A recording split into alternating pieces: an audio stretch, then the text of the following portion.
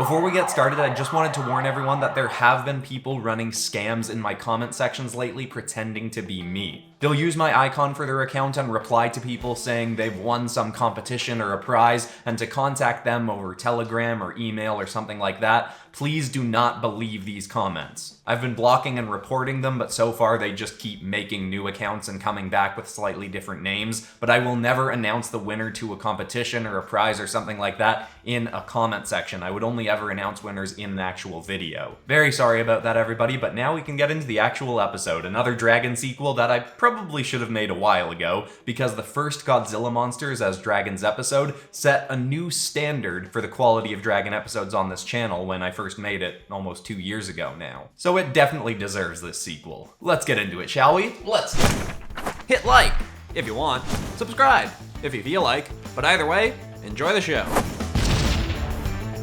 A dragon that has long fascinated and admittedly frightened me is the monolithic Shin God. It is one of the most lethal and vicious species of dragons in my world, and has ravaged Japan for centuries. There are some dragons in the region that are able to hold their own against it, but as of late I've been quite fascinated rereading legends of individual dragons that have arisen at times to attempt to eradicate these creatures. One of the most famous examples of this is a well-known legend about a beast known as the Aptilian King. This creature was the last of its kind, a species of 60-foot-tall gorilla-like dragons, and it resided on an isolated island until it was found by a mysterious group of beast chroniclers who thought it to be a suitable match to combat the monolithic Shin gods of Japan.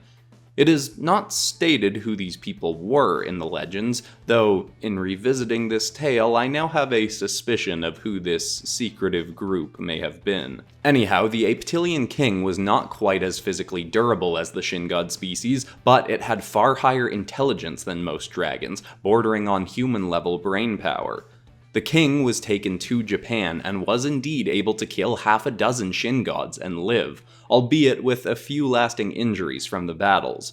One of the described tactics for slaying these creatures was for the king to climb onto the beasts' backs, grabbing hold of their mouths and splitting their jaws open, often holding off the tails of these creatures with their opposable feet as they did this. It allegedly also tore the dorsal plates off the first of these creatures that it killed to use as shielding against the incredibly powerful flames that can be breathed by the Shin God species, seemingly realizing that the beast's own flesh is one of the few substances known to be impervious to their attacks. The Aptilian King was praised as a savior for slaying members of this wretched species, but its reign was not long-lived as eventually another creature arose to challenge it. Now, the way this drawing turned out actually ended up changing the trajectory of this episode a little bit, and that's because I originally didn't plan to do an actual Godzilla Dragon for this episode.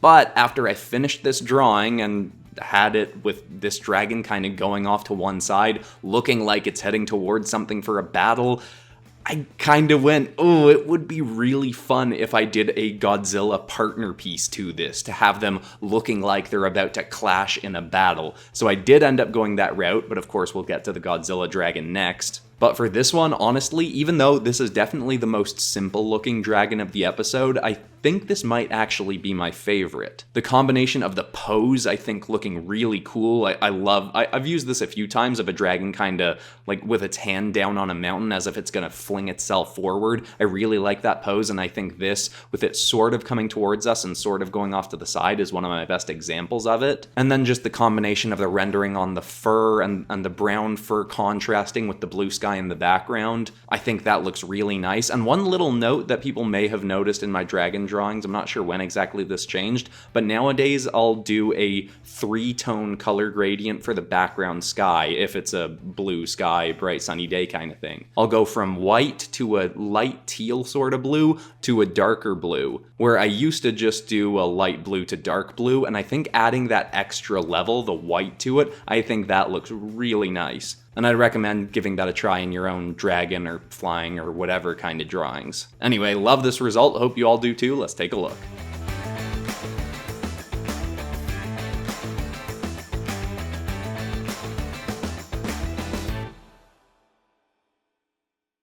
There is a legendary dragon thought to be the one benevolent member of the monolithic shin god species.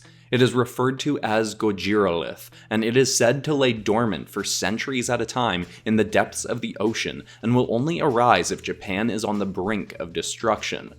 But it is believed that it awoke upon the Reptilian King's arrival because, while being caring towards the people of the land, it is also territorial and unwilling to allow a creature from across the seas to come to its home and flare its might so boisterously. Godzilla is similar in appearance to other monolithic shin gods, but with a bluer hide and lacking a split lower jaw as well as lacking the maw at the end of its tail.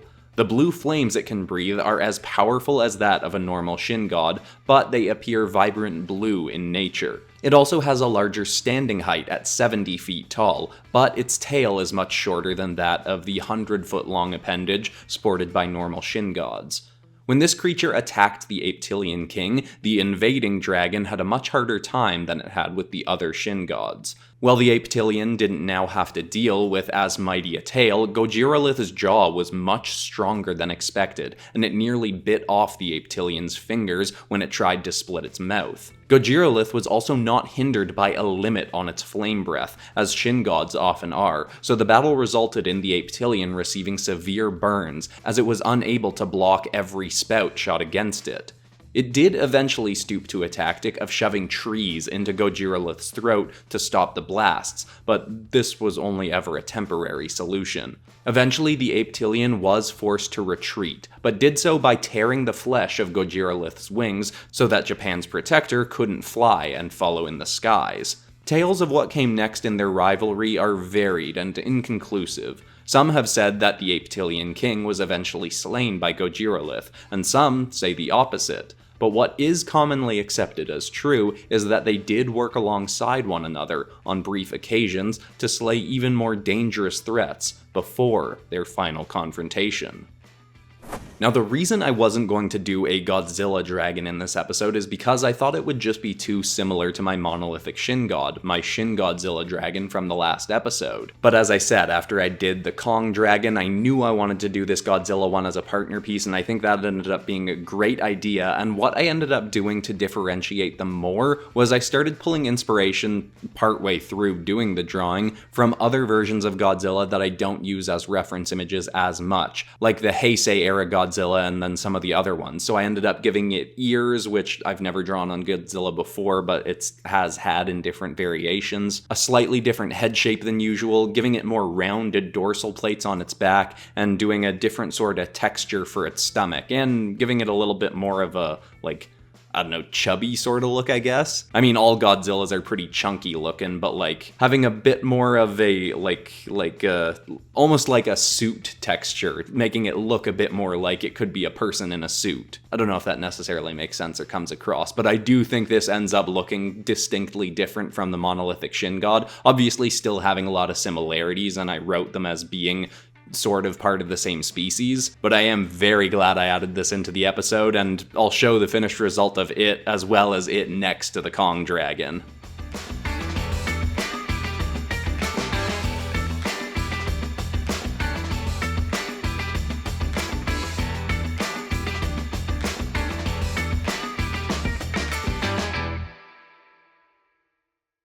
If you do want these Dueling Dragon drawings as posters, all of the art from this episode will be made available as posters on the PopCross Studios Teespring store. Or if you want early access to the high-resolution art and inks from this episode and all my other episodes, plus a bonus weekly podcast series that comes out on Wednesdays where I do design notes, like in this episode, but more fleshed out, you might want to consider supporting the PopCross Studios Patreon. Sorry for the interruption, back to more art.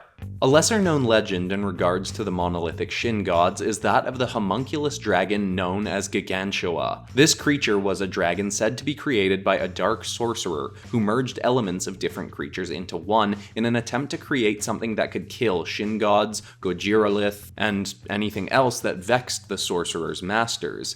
You see, this man was said to be part of a cult of lesser royals known as the Nebulous Knights of M. They posed themselves to the people of Japan as saviors who had come to rid their lands of the monsters that threatened them most, simply as a kind gesture towards the people. But in truth, their intentions were to rid Japan of the most dangerous creatures so that their own monsters would be the most powerful around. In turn, they'd then kill off the rulers of Japan and take the land for themselves, reshaping it to suit their own desires. Giganshua had a myriad of abilities. It could breathe short-ranged flames from its mouth, common to many breeds of dragons. Its more utilized ability, however, was to project a beam of crimson heat from its single eye, which, in some tales, was a blast nearly as powerful as the flames spat by the Shin Gods. Its flight speed was also said to rival that of sonic soaring wyverns, and it had nearly unbreakable blades at the ends of its forearms, feet, and tail. Giganshua was but one of the creatures the sorcerer created in an attempt to slay the Shin Gods, and while it was quite mighty, it was only ever able to defeat one or two of these creatures on its own. And, as the Reptilian King had, this creature eventually drew the wrath of Godzilla, who promptly killed Giganshua. The sorcerer of the Nebulous Knights was able to revive the creature at various times with altered skills, but it was still never strong enough to best Godzilla. Now, choosing who to use for the other drawings of this episode was a little bit tough because, as I said, I wasn't going to do Godzilla for this episode, so adding Godzilla in meant I had to cut somebody out, and who I was going to cut came down to either Gigan or Anguirus, and even though Anguirus is probably my favorite Godzilla monster, although Destroyah is kinda rising up those ranks a little bit, I knew that I had more recently done Anguirus in a Godzilla episode, and it had been a long time since I used Gigan. Plus, I don't think I really loved the one drawing of Gigan I've done on this channel, although funny enough, it was Gigan as a transformer, and that episode is set on this same planet. I do have an idea for how that works out lore-wise, but I didn't want to get into it. I thought it was going to be too complicated for anyone that's not following Multiverse Tales. But anyway, I'm very glad that I ended up using Gigan for this. I love the design. It didn't do anything too complicated with it, just took out some of the more mechanical elements, made it more draconic looking in shape. And I don't really know why I went with a swirling purple storm in behind this creature, but I just kind of wanted to do something a little bit different from anything I've done recently with my dragons. And I know when I did my rebooted version of Storm from X-Men as a dragon, I really loved how it looked having rain coming down and some of it splashing off of the dragon. I also did think about having lightning in behind this one, but pose-wise, composition-wise, couldn't really figure out an angle for it that I liked, so I decided to just keep it with the rain, and I think that ends up working really well. I do think this ends up looking really cool.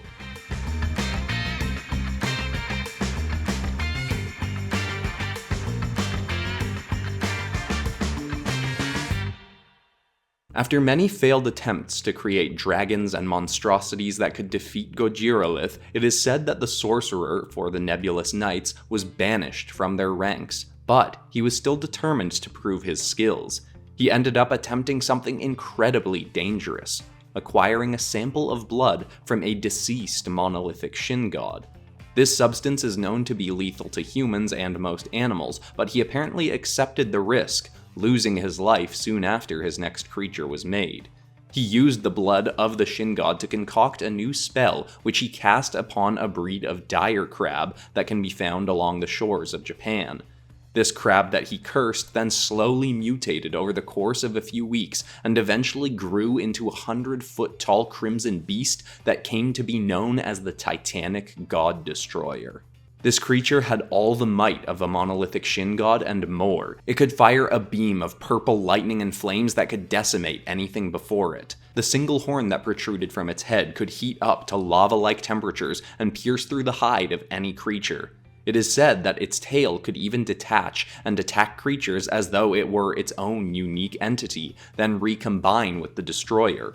So the tale goes, Godzilla had actually had a child, who at the time of the destroyer's rise was roaming the lands of Japan. When the child of Japan's protector came face to face with the Titanic destroyer, the young Godzilla was no match, and fell in battle. This accounted for one of the few times Godzilla and the Reptilian King willingly worked alongside one another. Gojiralith had an obvious score to settle for the death of his son, and it is assumed that the Aptilian king sensed the Shin God blood coursing through this creature, or even simply recognized its destructive capabilities and fought alongside Gojiralith to defeat it. The pair were indeed able to destroy the destroyer, or so it is believed. Its body sank to the depths of the ocean upon being allegedly killed, and no hide was ever found, so some do believe that the beast did not truly see its end that day. Regardless, however, it would have been a miraculous sight for those that witnessed the event and were able to live, as seeing Gojiralith and the Aptilian king fight alongside one another would be a marvelous wonder to behold. Now, as I said, Destroyah is kinda becoming one of my favorite Godzilla designs, and I've only used it once before on this channel as well, back when I did my giant mech armor episode out of Godzilla monsters. And that design I liked enough, but I think I like this one more, although this isn't my favorite drawing of the episode. And there are actually a few things I end up having to tweak that I kinda wish I'd screen recorded the fixes for it, but basically the crop for this one wasn't really working for me. It didn't make the creature feel big enough. As I've talked about when trying to fit dragon's wings into an image, it can actually make a dragon look a lot bigger if the wings are more cropped out. So when I finished this one with the wings completely in the image, it made the dragon look and feel a little bit smaller. So at the end I end up changing the angle of one of his feet a little bit by combining the whole dragon, all the elements of it, and just kinda lasso tooling it and switching the angle of the foot a little bit. But then I also move in some of the background elements so that we can crop the whole thing in a little bit more. And then I think that does end up helping this thing feel a little bit bigger and more monstrous and like we're looking up at this monolithic beast. Also, I should point out Destroyah is essentially already a dragon, I just made it a sort of different type of dragon. And I did change its lore around a little bit to make it fit into this and help it kind of wrap up the sort of story that was happening here. Godzilla didn't team up with Kong to fight this thing, and it wasn't created by the same aliens that created Gigan. But I wanted to tie the whole story in a little bit together. Hope you all liked this last dragon of the episode, and let's take a look.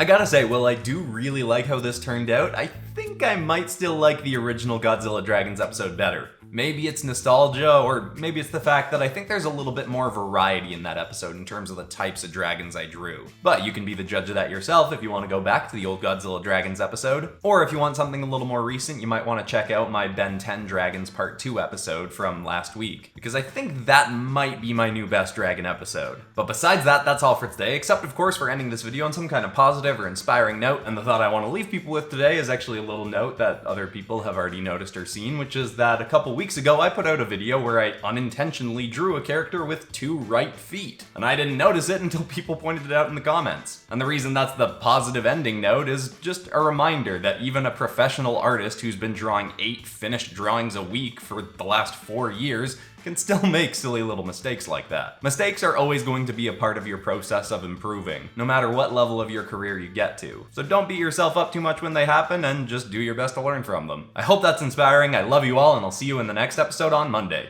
Goodbye.